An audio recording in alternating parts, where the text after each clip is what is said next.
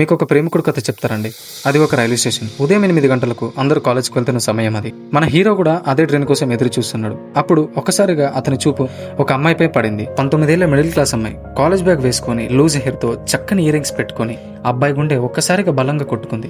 ఇది love at first సైటేనా లేక నేను తప్పుగా అనుకుంటున్నాను అన్న ఒక కన్ఫ్యూజన్ లో పడిపోతాడు. ఆ రోజు మాటలే కాదు, చూపులు కూడా కలవలేదు. ఎందుకో ఏమో మన హీరోలో తెలియని ఒక భయం మొదలైంది.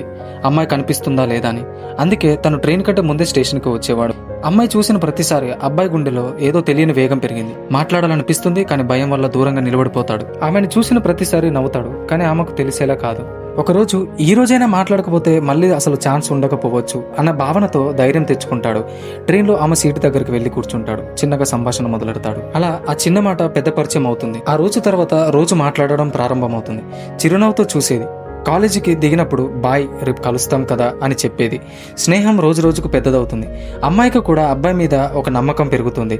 కానీ ఇద్దరు హృదయాలలో ఒక ప్రశ్న, ఇది స్నేహమా లేక మెల్లిగా పెరుగుతున్న ప్రేమనా? ఒకరోజు మన సూపర్ స్టార్ కి రైలు మిస్ అవుతుంది. అబ్బాయికి ఆమె కనిపించదు. ఆ రోజు తెలుసుకుంటాడు, నాలో ప్రేమ మొదలైంది, ఆమె లేక నేను అసలు ఉండలేను అని. మరో రోజు ఆమె కనిపించినప్పుడు గుండె నిండుగా చూసుకుంటాడు. ఇలా చెప్తాడు, నేను నిన్ను చూడలేనప్పుడు నా రోజు ఇన్కంప్లీట్ అవుతుంది.